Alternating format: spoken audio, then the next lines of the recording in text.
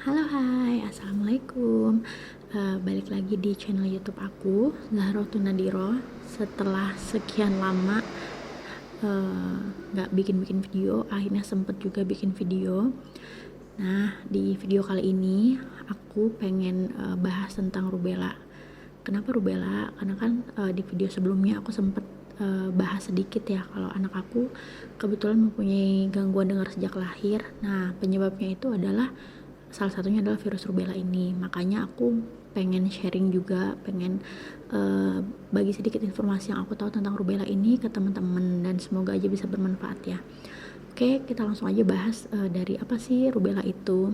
Jadi rubella itu biasa dikenal juga dengan campak Jerman. Nah, si rubella ini tuh disebabkan oleh virus yang namanya rubella. Namanya sih bagus banget, tapi dampak yang ditimbulkannya aduh nggak bagus, nggak sebagus namanya. Nah, rubella itu menularnya melalui droplet atau liur orang saat dia batuk, bersin, seperti itu. Nah, biasanya yang menularkan seringnya adalah anak-anak.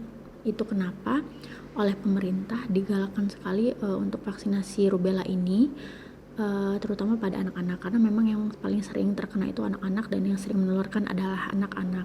Jadi digalakannya imunisasi ini untuk khusus untuk anak-anak. Mungkin yang dewasanya juga sebenarnya ada, cuman sama pemerintah belum diwajibkan. Nah, lalu apa aja sih gejala yang ditimbulkan ketika kita terinfeksi virus rubella? Jadi sebenarnya kalau kita terinfeksi virus rubella itu tidak selalu menunjukkan gejala. Kebanyakan justru ya tidak bergejala. Jadi yang bergejala itu hanya sekitar 20-50% aja. Nah, kalaupun bergejala, gejala yang biasa muncul adalah demam, kemudian diikuti dengan munculnya ruam, terus bisa juga ada mata kemerahan, hidung berair, seperti itu, kayak orang-orang yang flu seperti itu. Jadi memang gejalanya nggak begitu khas, agak mirip dengan campak, mirip juga dengan exanthema subitum dan demam yang ada ruam lainnya, seperti itu. Jadi jika seseorang terinfeksi rubella, maka dia itu dapat menularkan ke orang lain. Jadi masa penularannya itu adalah 1 minggu sebelum munculnya gejala atau sebelum demam, bisa sampai dengan 5 hari setelah ruamnya hilang. Jadi sebenarnya demamnya itu nggak begitu lama, demamnya mungkin hanya sekitar 1-3 hari setelah demam muncul ruam kemerahan yang biasa dimulai dari wajah kemudian menyebar ke seluruh tubuh. Setelah ruamnya juga biasanya hanya timbul sekitar 3-5 hari setelah itu hilang. Nah, rubella ini sebenarnya kalau nyerang di anak-anak nggak begitu bahaya sih ya. Yang penting istirahat cukup, paling pengobatan kalau dia demam dikasih paracetamol seperti itu. Cuman yang berbahaya adalah jika mengenai ibu hamil. Jadi bukan ibu hamilnya yang terdampak, namun janin yang dikandungnya. Bahkan bisa sampai menyebabkan abortus atau keguguran pada janin yang dikandung. Nah, gejala yang ditimbulkan jika rubella ini mengenai janin itu ada yang disebut dengan namanya congenital rubella syndrome atau sindrom rubella congenital. Kenapa disebut sindrom? Karena dia terdiri dari beberapa penyakit atau beberapa gejala. Jadi kumpulan suatu gejala. Nah, pada rubella itu biasanya yang sering terkena adalah mata, telinga, dan jantung. Mata biasanya dia menyebabkan katarak kongenital pada janin, kemudian telinga biasanya dia menyebabkan gangguan pendengaran, dan jantung yang paling sering adalah menyebabkan jantung bocor. Selain dari keluhan itu masih banyak lagi yang bisa ditimbulkan dari rubella ini, bisa dari mulai trombosit pada bayinya rendah, terus pembesaran pada hepar atau hati dan lain-lain. Jadi masih banyak. Cuman yang memang umum ditemui gejalanya adalah 3 tadi itu atau yang disebut dengan congenital rubella syndrome. Nah, pada ibu hamil jadi dikatakan kalau terkenanya sekitar usia 10-12 minggu kehamilan, itu resiko janinnya akan cacat bisa sampai 80-90%. Namun jika terkenanya sudah di usia kehamilan 15-20 minggu, itu biasa resiko cacat janinnya sekitar 30-10% seperti itu. Jadi tetap masih ada kemungkinan. Nah, yang bahayanya lagi adalah rubella ini kalau sudah mengenai ibu hamil ya tidak ada obatnya gitu, karena kan memang dia self limiting disease atau sebenarnya bisa sembuh sendiri ya.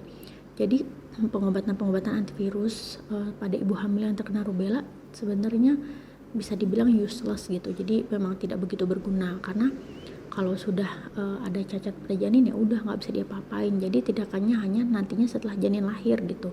Misalnya dia matanya katarak ya berarti nanti setelah lahir dioperasi katarak. Misalnya jantungnya bocor, dievaluasi apakah butuh dioperasi atau enggak.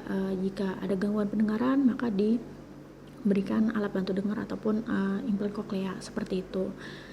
Maka dari itu saya sangat menganjurkan kalau memang saat ini sedang merencanakan kehamilan gitu, sebaiknya lakukanlah pemeriksaan terutama kalau memang ada dananya ya, karena memang cukup mahal pemeriksaannya, sekitar 1 atau 2 jutaan, terutama kalau mau periksa infeksi lengkap seperti tokso, rubella, CMV atau herpes. Itu sebaiknya memang lakukan pemeriksaan lab untuk infeksi-infeksi tersebut sebelum hamil gitu.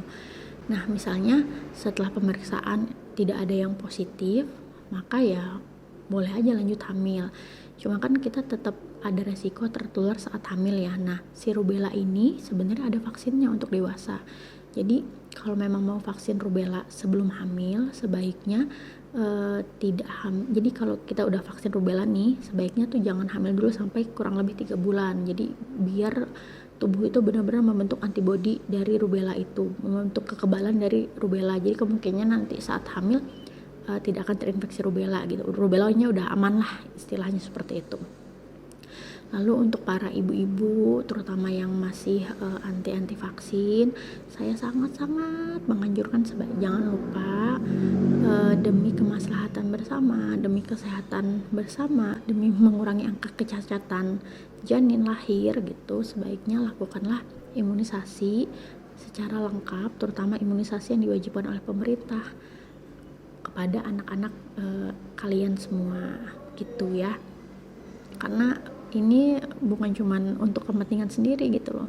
Misalnya nih anak si ibu A tidak divaksin rubella, terus dia terinfeksi rubella dan dia bisa menularkan ke orang lain gitu kan. Itu akhirnya mungkin anaknya si ibu A yang tidak divaksin itu tidak dirugikan apa-apa, tapi ternyata dia merugikan orang lain. Itu kan yang sangat sedih, menyedihkan gitu loh. Padahal sebenarnya penyakit ini bisa dicegah dengan imunisasi.